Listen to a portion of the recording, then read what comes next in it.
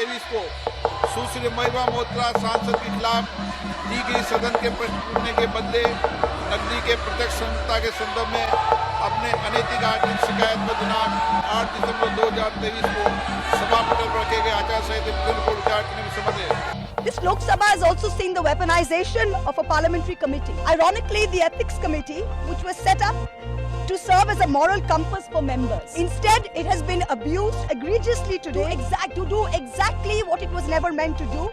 जो सदस्य इसके पक्ष में आ गए विरोध किया है, मेरे विचार में निर्णय हाँ वालों के पक्ष में, हाँ वालों के पक्ष में प्रस्ताव स्वीकृत। माननीय मंत्री जी, This committee and this court has broken every rule in the book. नमस्कार। आज हम बात किस बारे में कर रहे हैं? मुझे लगता है कि बताने की जरूरत नहीं है कि हम किस बारे में बात कर रहे हैं। जल्दबाजी में ये वीडियो बना रहा हूं, पर ये बहुत जरूरी था क्योंकि जो कुछ आज हुआ है उस पर बात करनी बहुत जरूरी थी।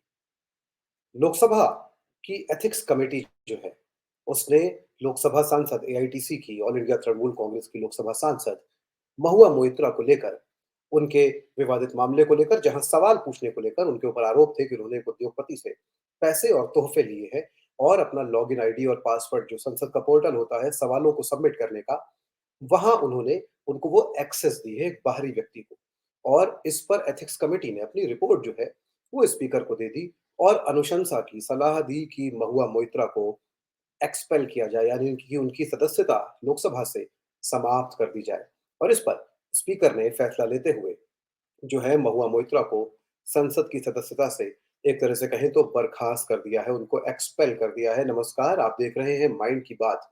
मैं हूं मयंक सक्सेना और हम माइंड की बात करेंगे। स्क्रीन पे आप लिखा हुआ देख रहे हैं कि मैं जो है लड़ूंगी, मैं इनका अंत भी देखूंगी, मैं भी इनका अंत देखूंगी। ये महुआ मोइत्रा ने संसद से बाहर निकलने के बाद कहा, जब उनके सामने, उनके पीछे जो है, आपको तस्वीर हम दिखा दे रहे हैं, उनके पीछे दरअसल विपक्ष के सारे सांसद एक साथ खड़े थे। बहुत ही एक पावरफुल, बहुत ही ताकतवर तस्वीर है ये, बहुत ही रिप्रेजेंट करने वाली तस्वीर है ये, जहां पर महुआ मोइत्रा के साथ इंडिया गठबंधन के सारे सांसद खड़े दिखाई दे रहे हैं, जिसमें हमको सोनिया गांधी भी दिखाई दे रही हैं और महुआ मोइत्रा सबसे आगे खड़ी है। इस तस्वीर के बाद सबसे पहले जो बात टेक्स्ट में नीचे लिखी हुई है वो सुन लेते हैं कि महुआ मोइत्रा ने क्या कहा। I'm 49 years old. I will fight you for the next 30 years inside parliament, outside parliament, in the gutter, on the streets. আদিম হিংস্র মানবিকতার যদি আমি কেউ হই, স্বজন হারানে শ্মশানে তোদের চিতা আমি তুলবই। We will see the end of you. पर सवाल यह है कि ये वीडियो हम क्यों कर रहे हैं? क्या हम सिर्फ आपको सुनाना चाहते हैं कि महुआ ने एक्सपेल होने के बाद क्या कहा? नहीं, हम एक बार आपको थोड़ा सा अतीत में पीछे लेकर चलते हैं, जहां महुआ मोइत्रा ने बहुत गंभीर सवाल उठाए थे एक उद्योगपति को लेकर। जी हाँ, हम गौतम अडानी की बात कर रहे हैं। एक बार वो भी सुन लेते हैं। Whose name starts with an A and ends with an I. And no, it is not Advani.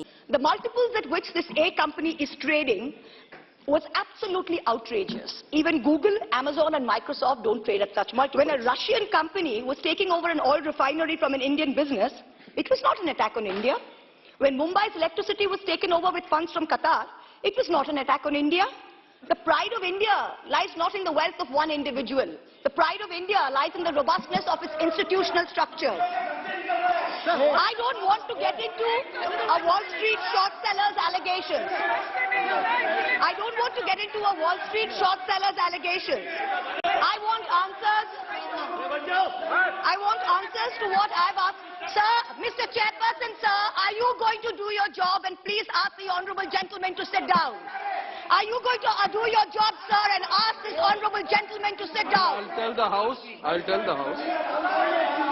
Sir, I think it is within the scope of your duty to either ask the gentleman to speak down or throw him out with the marshal. और इसके बाद महुआ पर आरोप लगे। आरोप जो है वो सांसद, क्योंकि एक सांसद जो है जब आरोप लगाता है किसी दूसरे सांसद पे, साथी सांसद पे, तो उसको कोई एफिडेविट ही देना पड़ता है एथिक्स कमेटी के जो रूल्स हैं उसके मुताबिक। तो निशिकांत दुबे के जरिए जो है शिकायत सबमिट की गई, लेकिन ये शिकायत दो बाहरी लोगों के आधार पे की गई, जिसमें से एक व्यक्ति जो है वो महुआ मोइत्रा के बताया जाता है कि पूर्व पार्टनर हैं और दूसरे व्यक्ति उनके उद्योगपति दोस्त हैं। हीरानंदानी नाम का ग्रुप है। महाराष्ट्र के लोग, मुंबई के लोग अच्छी तरह वाकिफ होंगे मुंबई आईआईटी के पास ही उनका बहुत बड़ा एक कॉम्प्लेक्स है, पूरा शहर बसा रखा है उन्होंने। लेकिन ये दो लोगों ने अलग-अलग एफिडेविट के ज़रिए जो है अपनी शिकायत या अपना पक्ष रखा, गवाही दी, जिसमें महुआ मोइत्रा पे लगे इन आरोपों की पुष्टि मान ली संसद की एथिक्स कमेटी ने। हम ये वीडियो क्यों कर रहे हैं?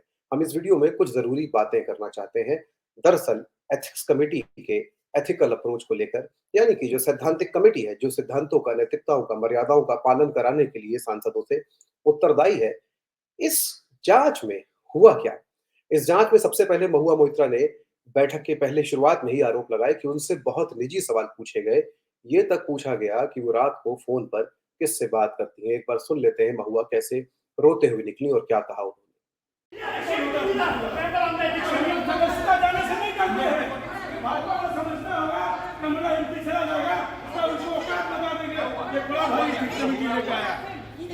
बोलेगा तानीश asking also the filthy questions. आप क्या पूछा था? अब थोड़े तानीश भाई बताएं. All the MPs are here. People are walking out in protest.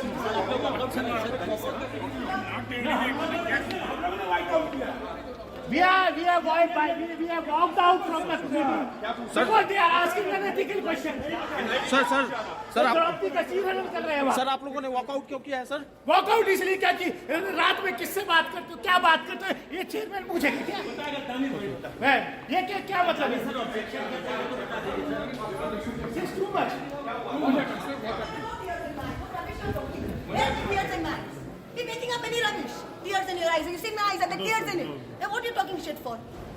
Tears in my eyes. अरे उन्होंने व्यक्तिगत प्रश्न पूछा, महिला से व्यक्तिगत प्रश्न पूछने का अधिकार नहीं था। कौन तो हम लोगों ने वॉकआउट। कौन पूछ रहा था? इसके बाद आते हैं महुआ के आरोपों पर, जो उन्होंने संसद से बाहर आते हुए एक्सपेल होने के बाद आज लगाए। ये बहुत जरूरी बातें हैं जो महुआ कह रही हैं। जरा एक बार इसका एक हिस्सा सुनते हैं।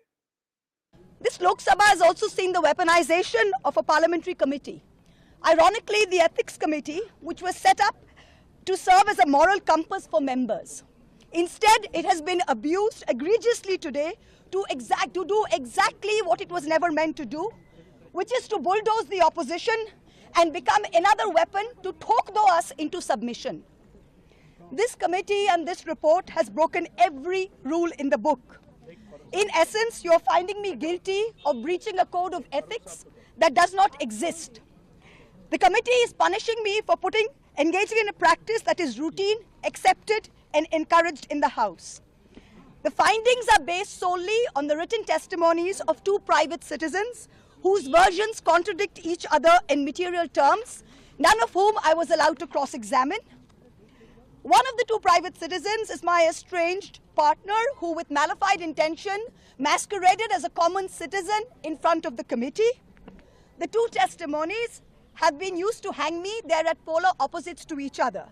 The complainant says I accepted cash in consideration from a businessman to ask questions in furtherance of his commercial interests.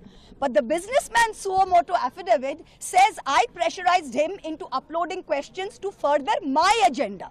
The two are at polar opposites. The Ethics Committee, without getting to the root of this, has decided to hang me. It refused to summon the businessman to orally testify, and there is no evidence of any cash, of any gifts anywhere. The recommendation of expulsion is based solely on the ground that I have shared my Lok Sabha portal login. There are no rules whatsoever to govern the sharing of logins. As the hearing of the Ethics Committee demonstrates, all of us MPs are conveyor belts to get questions from the public, from citizens, and to voice that in Parliament. Mahua Moitra क्या कह रही है, इसको समझने की जरूरत है। वो ये कह रही हैं कि दो लोग जो बाहरी लोग हैं, जो संसद के सदस्य नहीं है, उनकी शिकायत पे आरोप लगाए गए। गवाही के लिए उनको जो है बुलाया नहीं गया, उनसे कोई सबूत नहीं मांगे गए, ना ही उनसे ये पूछा गया कि कैश का ट्रांजैक्शन अगर है तो कितने पैसे लिए महुआ मोइत्रा ने। इस बारे में एथिक्स कमेटी ने कोई सबूत मांगने की जरूरत नहीं समझी। याद रखिए कि इस तरह की कोई भी प्रक्रिया जो न्यायिक मानी जाती है या संवैधानिक मानी जाती है, वहां सबूत बहुत अहम भूमिका अदा करते हैं और तथ्यों को रखा जाना चाहिए। महज शिकायत के आधार पर जो है वो इन आरोपों की पुष्टि नहीं हो सकती। लेकिन महुआ का कहना ऐसा नहीं हुआ। लगभग हम सब जानते हैं कि ऐसा नहीं हुआ है। अब ये भी समझ लेते हैं कि दरअसल ये लोग हैं कौन जिनके बयानों के आधार पे जो है वो महुआ को सदस्यता से निष्कासित किया गया है। इनमें से एक महुआ के पूर्व पार्टनर है, नाम आप स्क्रीन पे देख ही रहे होंगे। दूसरे उद्योगपति हैं जिनके नाम का जिक्र भी किया और स्क्रीन पे आपको दिख गया होगा।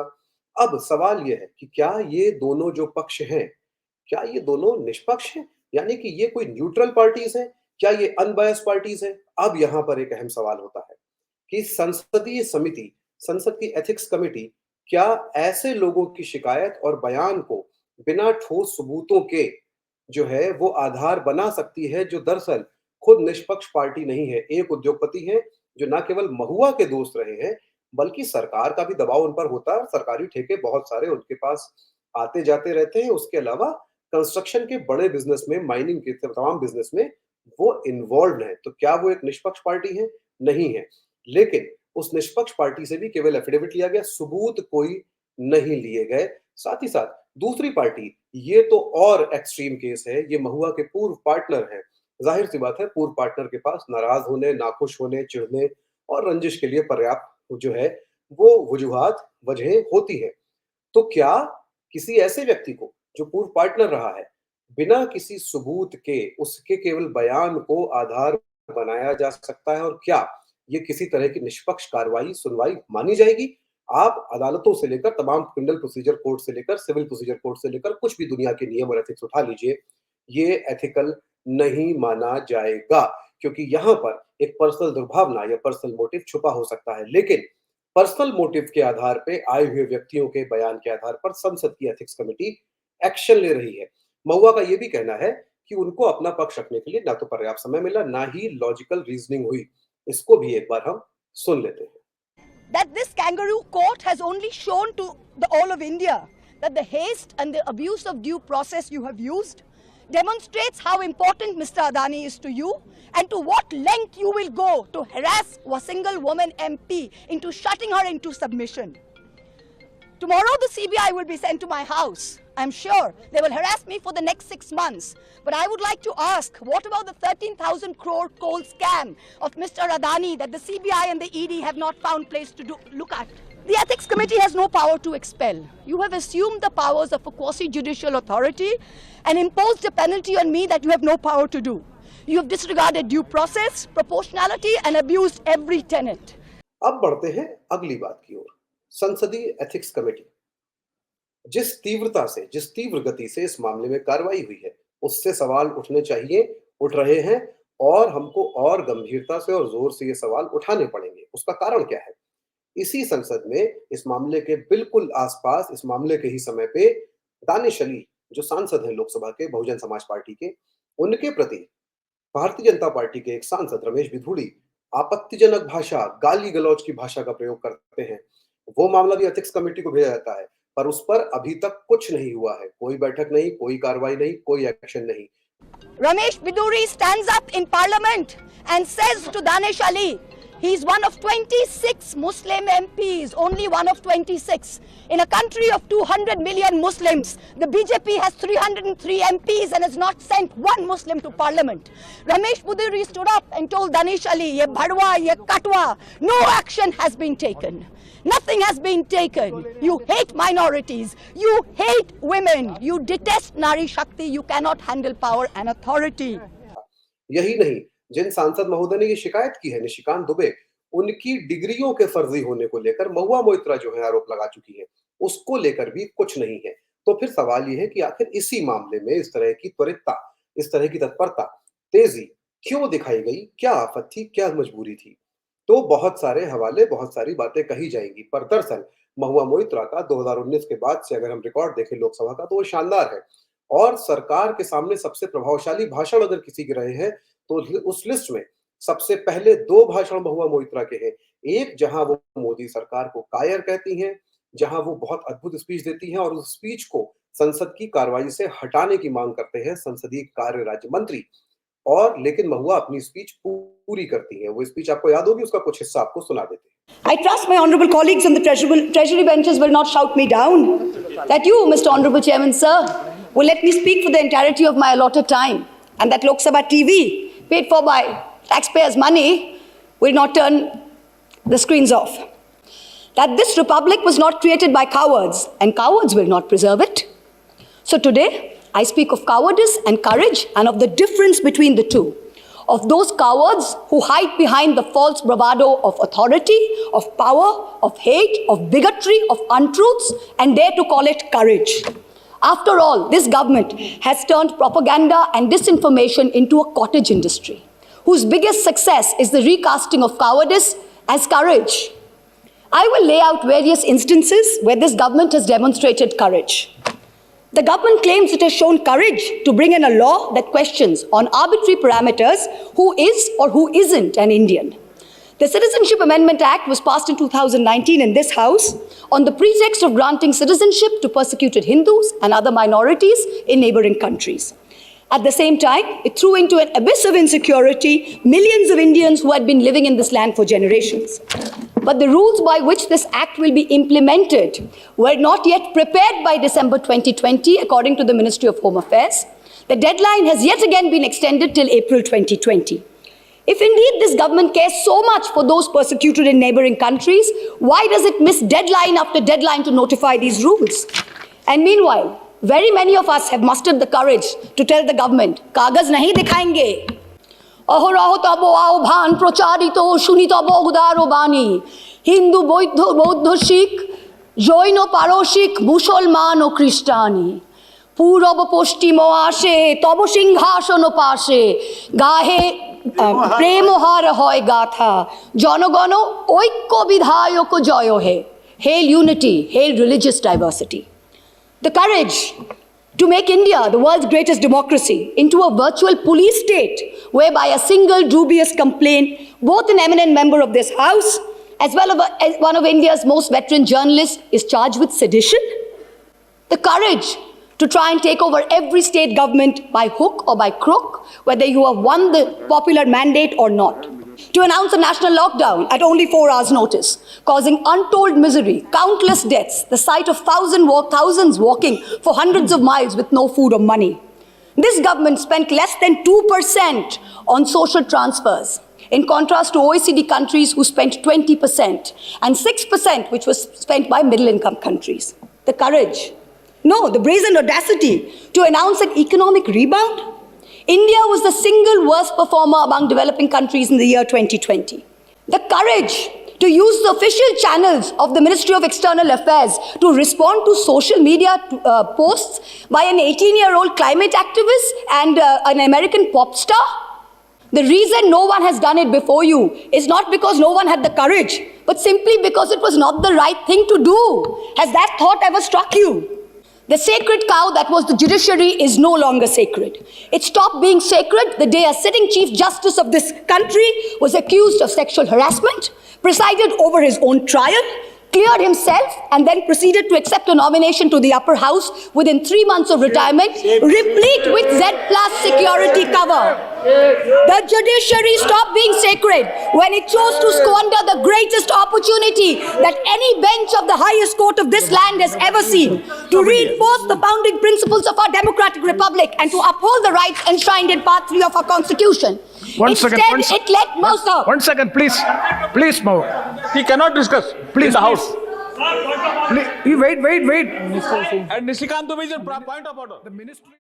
और दूसरी स्पीच वो है जिसमें महुआ मोइत्रा अडानी को लेके बात करती हैं। लगातार वो अडानी के कोयले की खरीद फरोख्त को लेके जो स्कैम है उसको लेके सवाल कर रही हैं। तो सवाल ये है कि इस मामले में इतनी जल्दबाजी और तेजी क्या सिर्फ इसलिए दिखाई गई कि एक, कुछ सांसदों को या भारतीय जनता पार्टी को, सत्ताधारी पार्टी को महुआ से हिसाब बराबर करना था? दो, क्या गौतम अडानी को लेकर महुआ मोइत्रा जिस तरह से लगी हुई थी, तो क्या इस वजह से जो है वो महुआ मोइत्रा को संसद की सदस्यता से निष्कासित करने की कोशिश हुई है? याद रखें कि राहुल गांधी के भी अडानी को लेकर भाषण के बाद ये हुआ था। तो अडानी के नाम से आखिर ये सरकार इतना खौफ क्यों खाती है? और खौफ खाती है वो एक बात है, कोई और तरीका निकाले इससे लड़ने का, साबित करे कि जो आरोप लग रहे हैं वो झूठे हैं, या फिर तमाम और तरीके हो सकते हैं, राजनीतिक तरीके हो सकते हैं, पीआर के तरीके हो सकते हैं, पर संवैधानिक संस्थाओं से इस तरह का खिलवाड़ क्या इसके पहले हमने देखा है? महुआ को निष्कासित किया जाना अगर चाहिए और महुआ पे लगे आरोप सही है तो वो सबूतों की बिना पे ही तय होंगे। गुजरात दंगों से लेकर तमाम मामलों में बहुत सारे सबूत रहे हैं। पर लोग बरी हो गए, छूट गए और देश में बड़े बड़े पदों पर बैठे हैं। तो आखिर क्या वजह है कि महुआ मोइत्रा के इस मामले में इस तरह की तेजी दिखाई गई, सबूतों को लेकर कोई जो है गंभीरता नहीं दिखाई गई और बयानों के आधार पे जो है वो भी थर्ड पार्टी बयान, जो संसद के सदस्य नहीं है, बाहर के लोग हैं और निष्पक्ष नहीं है, उनके पर्सनल मोटिव हो सकते हैं या बल्कि हम कहें कि हैं, उनके बयानों के आधार पे महुआ की सदस्यता छीन ली गई। इस बारे में सोचना जरूरी है एक नागरिक के तौर पे, क्योंकि नागरिक ही है जो सांसद को चुनता है। महुआ हो सकता है इसके बाद बहुत बड़ी नेता बन जाए, ये भी हो सकता है महुआ इसके बाद सीन से गायब हो जाए, पर एक नागरिक के तौर पे आप और हम जिस तरह से सीन से लगातार गायब हो रहे हैं, उस बारे में सोचने की कोशिश कीजिएगा। संसद में, चुनाव आयोग में, छोटी बड़ी अदालतों में और आसपास जो कुछ खेल नागरिक के तौर पे हमारे साथ हो रहा है, जिस तरह से हमारे नागरिक अधिकार छीने जा रहे हैं और जिस तरह से जब एक सांसद की कोई हैसियत नहीं बची, उसके साथ ये किया जा सकता है, तो आपके हमारे साथ आने वाले दिनों में ये सरकार क्या करेगी? इस बारे में गंभीरता से सोचिएगा, माइंड की बात करनी शुरू कीजिए, इमोशन में मत बहिए, धर्म के धार्मिक उकसावे में मत आइए, मत मानिए ये बात कि मंदिर बनने से किसी देश का भला होता है या किसी देश में किसी खास धर्म के लोग बाकी लोगों के दुश्मन होते हैं। दिमाग चलाना शुरू कीजिए, माइंड की बात करते रहिए, माइंड की बात सुनते रहिए और डरिए मत। हमसे कहिए, हम भी कहते रहेंगे माइंड की बात। मैं मयंक सक्सेना फिर मिलूंगा आपसे एक और एपिसोड में। This is the beginning of your end. जब नाश मनुष्य पर छाता है तो पहले विवेक मर जाता है. We're going to come back and we're going to see the end of you.